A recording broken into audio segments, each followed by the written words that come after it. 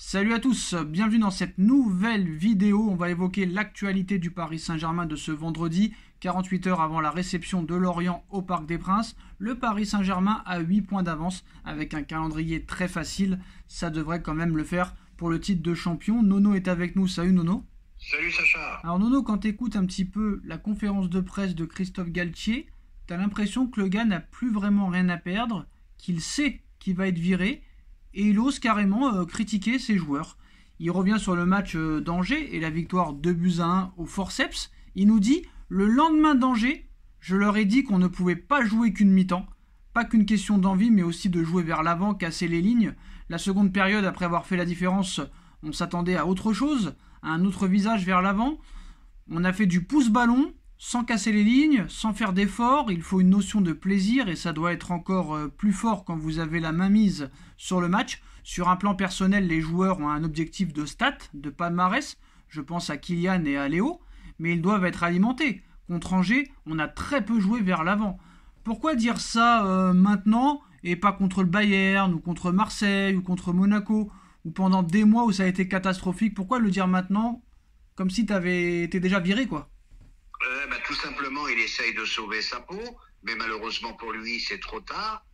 Conférence de presse lunaire complètement. J'ai aussi lu aujourd'hui que il faisait comme s'il restait au PSG la saison prochaine, il pensait au mercato.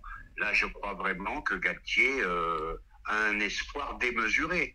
Je suis persuadé qu'il restera pas au PSG, à moins vraiment d'une très très grosse surprise. Il fera pas sa deuxième année au PSG.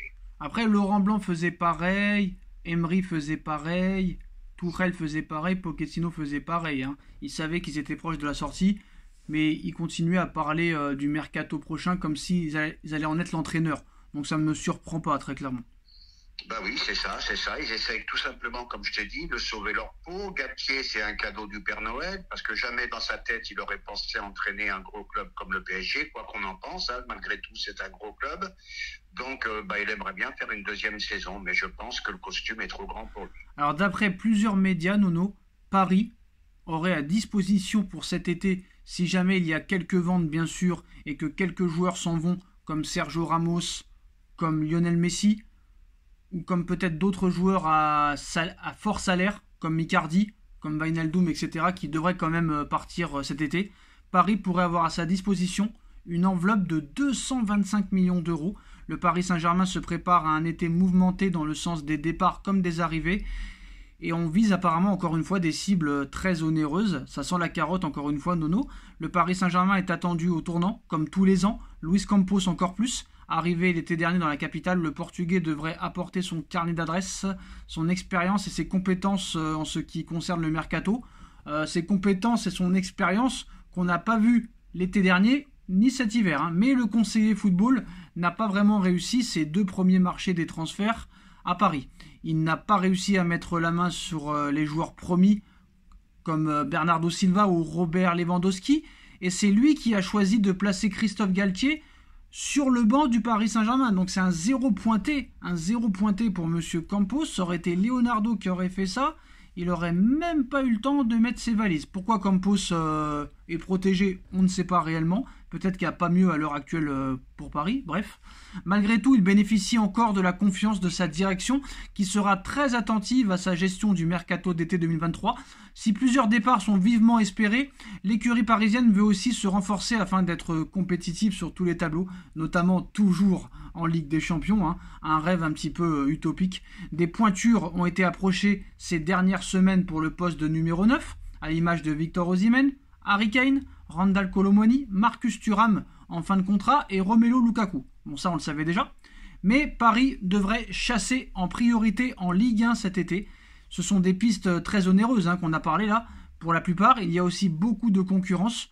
Luis Campos regarde aussi du côté de la Ligue 1 où plusieurs talents plaisent. Cependant, pour eux, il faudra mettre la main au porte-monnaie, encore une fois. En effet, l'équipe fait un point ce vendredi sur la piste Jonathan David, 23 ans, attaquant de Lille. Ce dernier plaît beaucoup à Campos.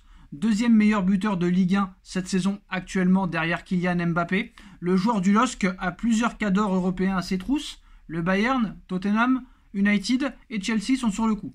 Paris aussi. Mais pour se l'offrir, Nono, il faudra mettre au minimum 65 millions d'euros assure l'équipe. C'est pas fini, cela reste élevé pour moi, mais c'est toujours moins cher par exemple que Victor Osimhen, pour lequel Naples demande 150 millions d'euros, ou Harry Kane, pour lesquels les négociations débuteront à plus de 100 millions d'euros. Pour renforcer sa défense, Paris suit depuis plusieurs mois Axel Disasi, 25 ans, défenseur central de l'AS Monaco, mais le joueur de Monaco est suivi par Manchester United. Il faudra mettre au moins 50 millions d'euros pour Khéphren Thuram, qui est ciblé aussi. Il faudra aussi casser sa tirelire et mettre entre 50 et 60 millions d'euros pour Jean-Claire Todibo. Ça paraît quand même beaucoup pour des joueurs qui n'arrivent même pas à passer les quarts de finale de C4 contre le FC Bâle quand même. Non, c'est des prix, c'est du n'importe quoi pour dire simple. Eh ben c'est du n'importe quoi. Moi j'avais entendu, comme d'habitude, Nice, grosse équipe, Digard, gros entraîneur, c'est parti en limonade à la fin. Comme tu as dit, et ça c'est une excellente réaction, pas capable de battre Bâle. Donc à mon avis, ils sont pas si forts que ça, mais c'est toujours pareil en France. Dès que tu fais 2 bons matchs, t'es un phénomène.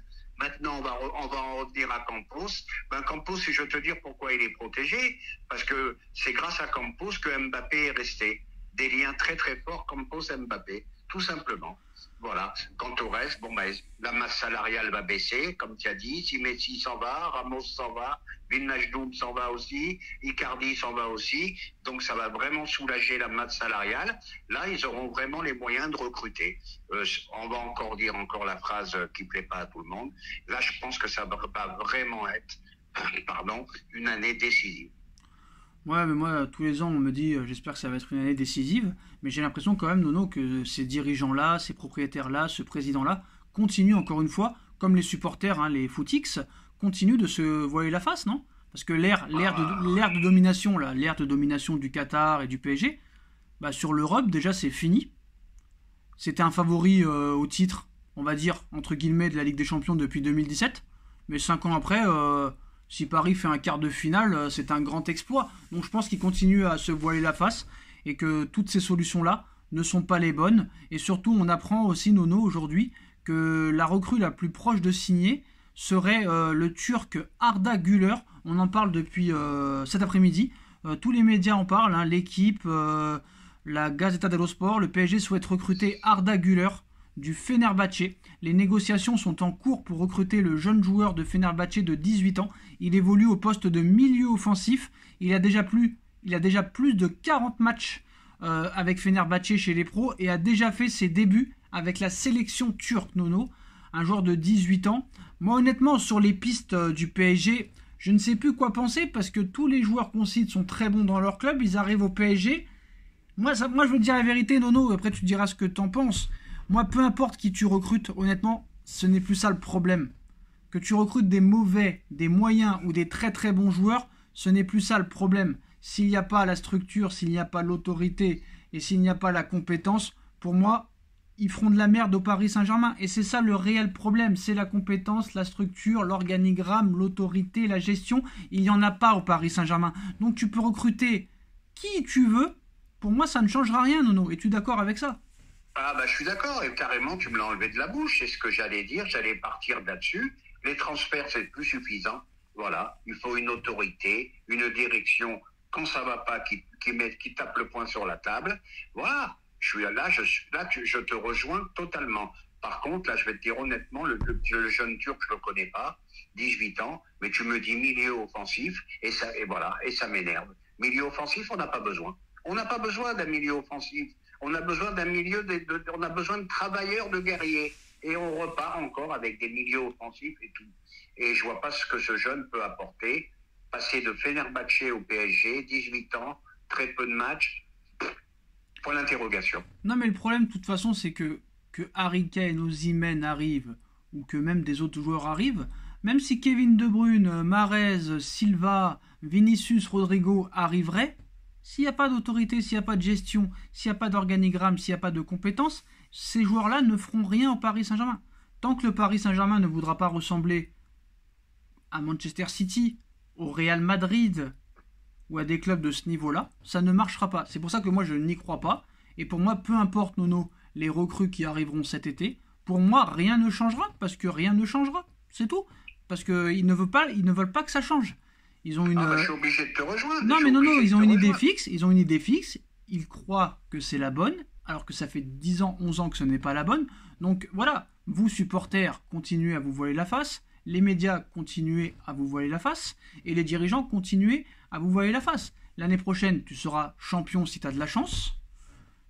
Coupe de France, on ne sait pas, ça les intéresse plus apparemment. Et en Ligue des Champions, tu te feras encore éliminer en 8e contre le Bayern, contre le Real, contre City ou contre un autre du genre. Très clairement, c'est ça qui va se passer et tout le monde le sait, Nono. C'est pas une question de défaitiste, ce n'est pas une question de pessimisme, c'est une question de réalisme. Et ça, les gens, je pense, ne comprennent pas le mot réalisme, Nono. Voilà. Eh ben oui, ça fait 11 ans que ça dure. Ça fait 11 ans que ça dure, qu'ils prennent l'exemple sur City, ou même un exemple tout récent.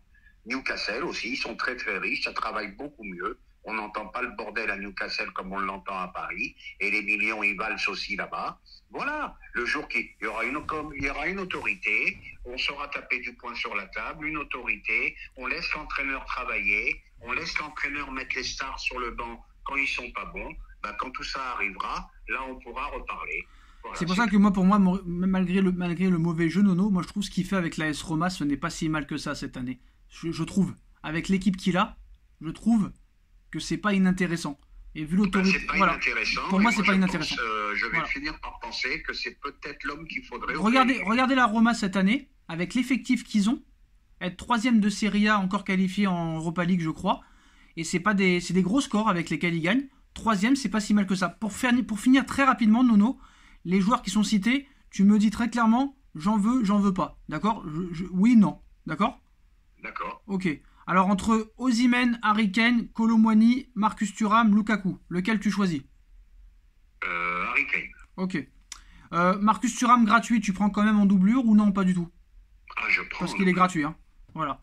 Honnêtement, Jonathan David, oui ou non? Ça me paraît léger. Kefren Thuram, oui ou non?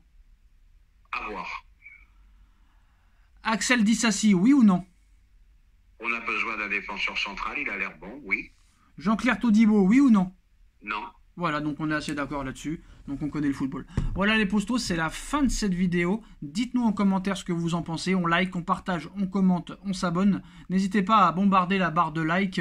Et puis on se retrouve très très vite pour une nouvelle vidéo. Et aussi la dernière info, Nono, apparemment Mbappé et Kolo Muani ont vu un match NBA il n'y a pas longtemps dans la même loge. Et Mbappé voudrait convaincre Kolo Muani de venir à Paris. Les deux joueurs sont en discussion sur ça.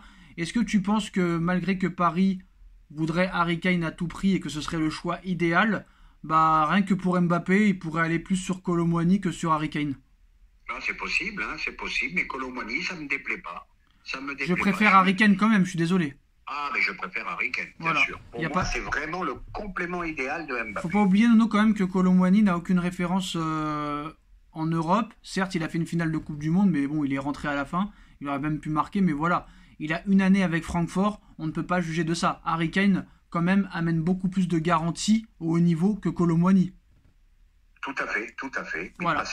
Passer de Francfort au PSG, c'est compliqué aussi. Donc oui, préférence pour Harry Kane. De loin. Voilà les postos, c'est la fin de cette vidéo. Dites-nous en commentaire. Et puis on se retrouve très vite pour une nouvelle vidéo. Tchuss. Tchuss.